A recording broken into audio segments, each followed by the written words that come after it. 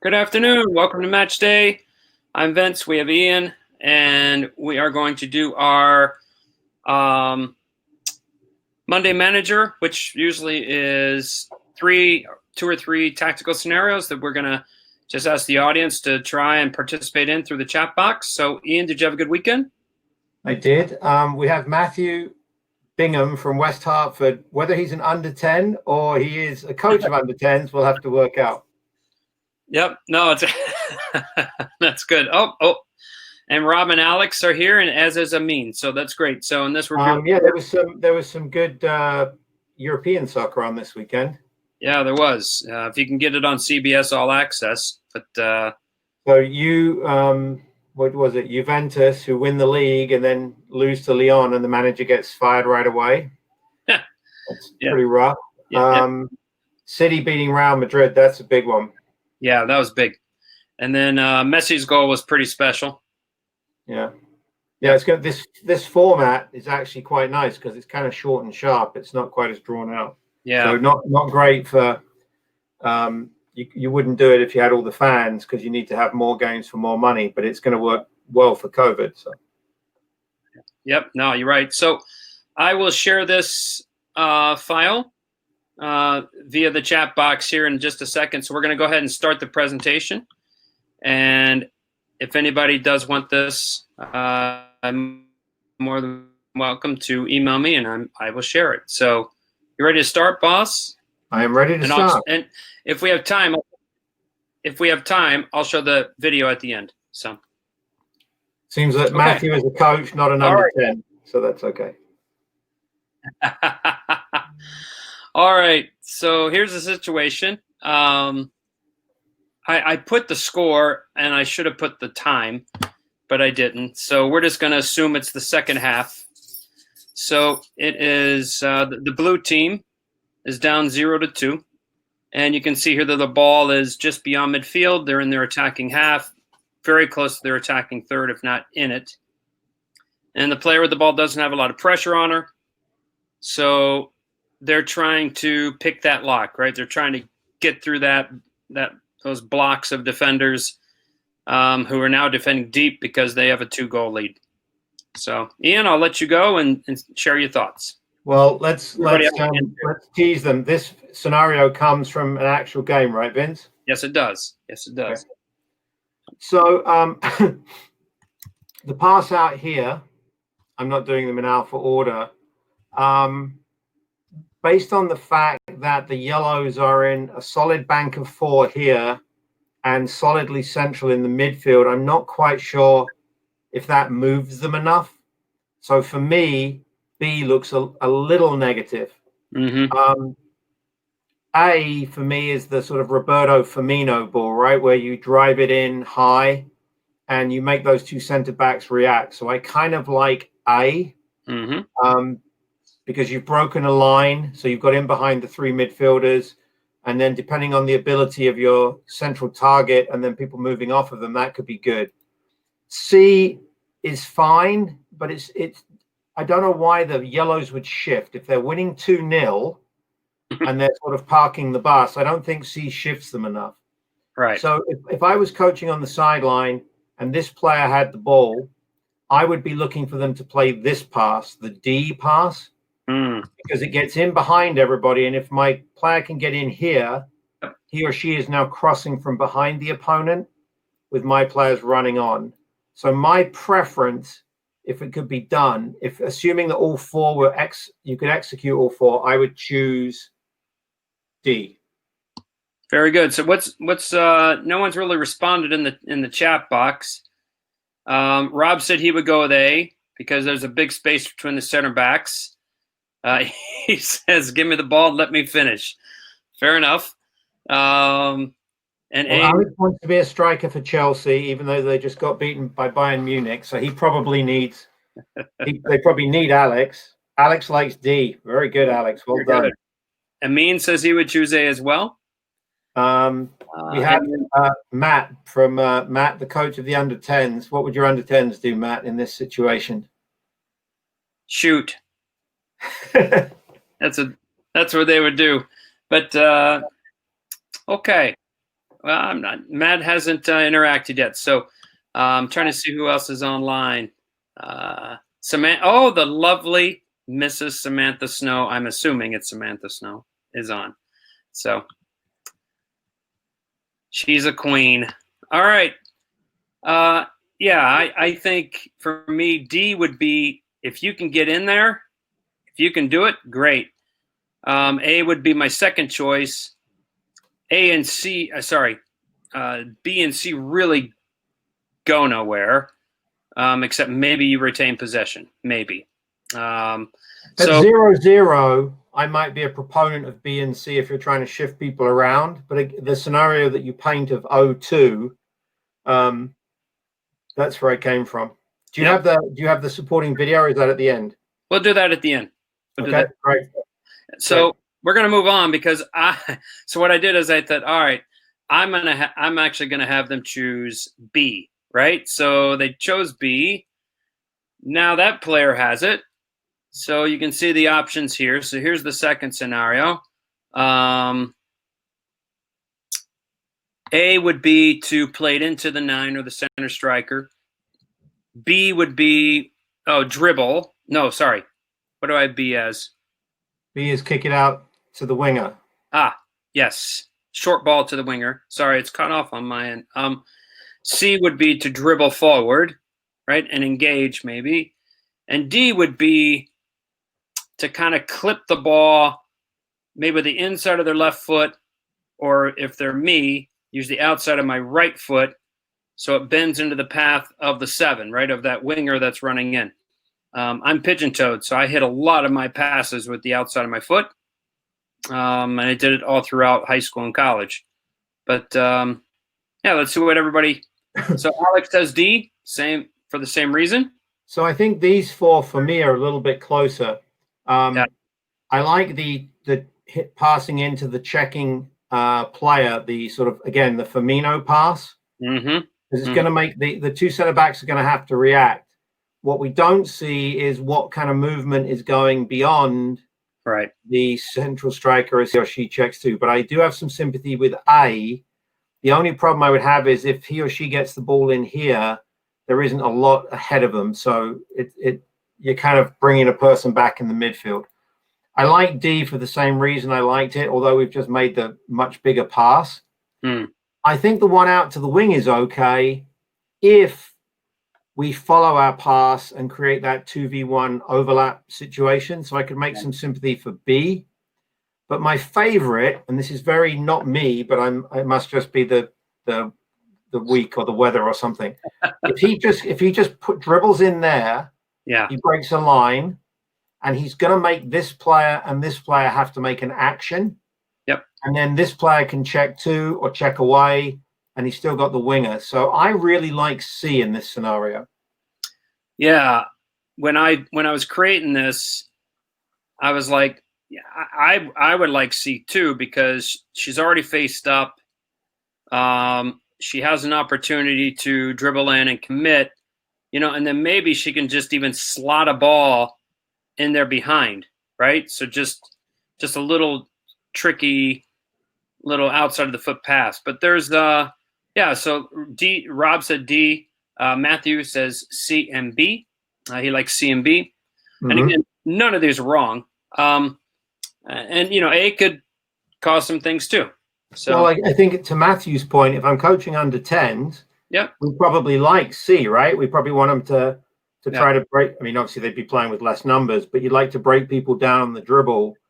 And at under 10, we can't even play the D pass if we wanted to. And then I think the checking 2 movement at under 10, under 11 might be a bit much. So I think the B and the C option, Matt, make a ton of sense if you're coaching 10, 11-year-olds. So good for you. That's good. Yeah, I agree.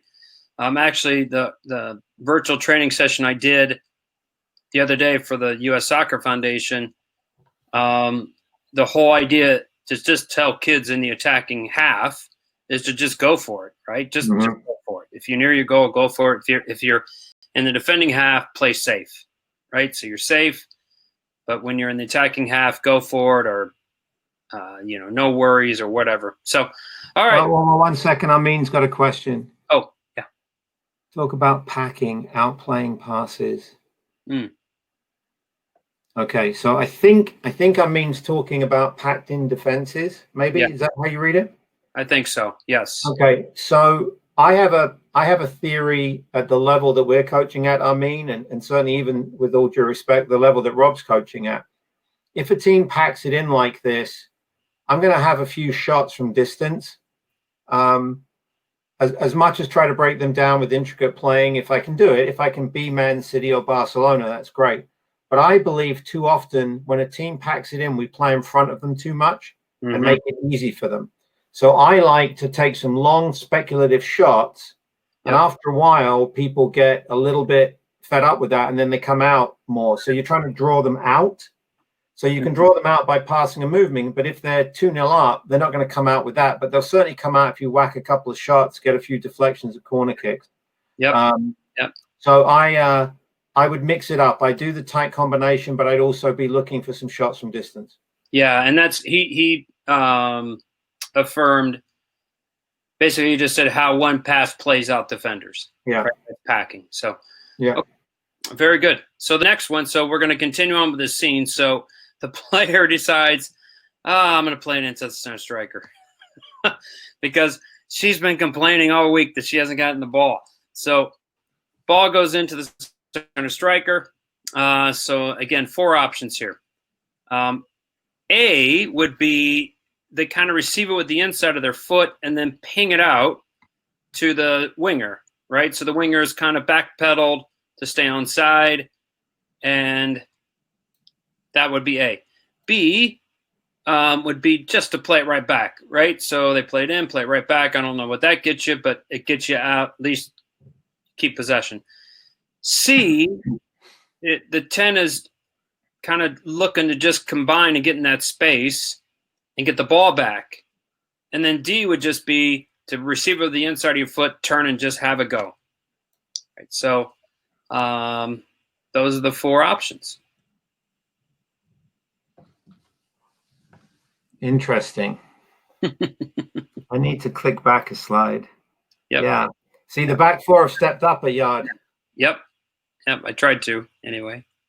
So Alex likes D. Okay, Alex, well done. So that's very, for an 11-year-old, that's very positive. Get the ball, turn and shoot. Absolutely. Absolutely. And certainly strikers, we want them to be a bit selfish. We want them to take chances. You know what's going to happen, though, Alex, if you don't hit the target, that all the other 8 guys behind you are going to be really upset. So this one, I like this less than the 2 previous options out wide because one, it's quite square. Yep. And in front of these 2 guys who could intercept and lead a counter. Yes. And now there's a little bit more work to get in behind. Whereas previously we were looking for a ball to be played in behind. Now we're playing it square. So I don't really like A as much. Correct. I like the in and back of B if yellow steps, yellow steps, yellow steps, and this guy times the run in behind. Yep. So if you can get them stepping up, you might get space in behind. So the little double pass with B is an interesting option. Yep. Play a little 1-3. Yep. I like C if she runs there. I don't like it if she runs there. Good point. So I would, if you switch the red arrow to there, I think I'd probably like it better. Yep. And as a coach, Alex, I love D. I love it, but you got to score. And if you don't score, I'm pulling you off, and I'm getting another 11-year-old on right away. Because if we're 2-0 down, that's a risk. That's a slightly lower percentage, but it's a really positive action. So I'm okay with D, but again, you got to put it in the top corner so it's 1-2 at that score. Absolutely. Yeah, and by the way, I think Harrison John Snow has answered D. Not bad for a 1-month-old, right? Is that what Harrison is? No, it's good. Yeah, that's not good. It's good. I mean, all right. So Alex Schaefer thought he was the youngest guy on, but now Harrison is younger. So yeah, Harrison, yes, beat you, Alex. All right. So Rob says he will finish and do his dance at the corner flag. Sweet. But anyway, and Samantha says, I'm with you, Alex. I trust Harry to finish. Brilliant. All right. So that's all we have here. I was just going to share the video. So this was a real scenario, right? Yeah. Give me a second. I need to. Hopefully, I can find it real quick. There it is. I will just warn you: the graphics you're about to watch, Vince created these, and we'll give a little plug for how he did it afterwards. Yeah. Yep. All right. So the scenario isn't exact, but I just felt it was close. Close enough. So the idea, right, that nothing gets through. So the decision here, it's very similar to what we saw, not exact, but this is Holland, US, obviously, the final. They're already down 2, right? So if you hold it there, Vince, so this is really the scenario Vince was talking about, right? The Americans are 2-0 up. Yeah. And they've got, we just run it back a little bit further, Vince. So the back 4's in line, in great shape. Yep. The midfield 3. So the orange player on the ball, does she try to play kind of in this area where the referee is? Does she kick it out wide left where there's a player with their hand up? That's actually a pretty interesting picture there. Yep. Now this is, no disrespect at all, but for women's football, that's a more challenging pass than in men's pro soccer, right? In general. So that's a brave ball. But what's really good is the white left back. You can see, and actually the left center back, look at the body shape of the left center back ready to drop. Yep. So you can see why Holland wanted to do it, but you can also see how US was prepared to stop it. Yeah. Yeah. And I showed this the other day for the Urban Soccer, some virtual training session for US Soccer Foundation. And the whole idea is, when they're near your goal, don't, just come up with the jargon or the terminology, nothing through, around, or over. So, I made that with Quick Tactics. So giving a shout out to Quick Tactics, neat little program. So all the graphics that we've been showing you, the diagrams, that's Quick Tactics. And they just added the ability to bring video in and then do those telestrations. So Vince did the shadow and the lines and all of that. So Quick Tactics, I'm sure Casey, Alex's dad, will be buying that pretty soon because, and Armin, I can see Armin and Casey for sure. So absolutely. Well, so, all right. So tomorrow we have a really special guest. Her name is Mami Yamaguchi. She played for the Japanese women's national team. I'll get to the costume in a second, Rob. She plays for the Japanese women's national. She did. Sorry. She now lives in Michigan. She's a club coach. She took our advanced national diploma this past January. I've asked her to come on and just share her journey and her story. It should be pretty fascinating. So, Rob, to answer your question, because I asked that question the other day. So the Academy package, which you saw the video and all that, right? That's called their Academy package. That's $800, right, for the package. Or you can just there's a membership you can do. It's like $7 or $8 a month. But I don't know. Can I share I'm going to share my screen real quick, Vince. Yep. So, so that is the interface that I'm showing you there. And so when this opens, but Rob, what I can do is I think you can get a license for like $80 for the year. Yeah. And you can come into this, Vince and I can manage the portal as Academy managers. So if I can, let's see if it'll do it for me. So if I go here real quick, I can bring you in as one of these numbers on the bottom, Rob. And I think I can do that for $80. So if you're interested, touch base with me separately. All right. So Oscar is hungry, and I decided to just go ahead and pick him up. But we'll see everybody tomorrow, hopefully. And I'm really excited about Mami Yamakita. Yeah, Mami will be great. Yep. Okay, guys. Great job, Vince. Thank you. Thanks. Be safe, everyone. All right. Good night.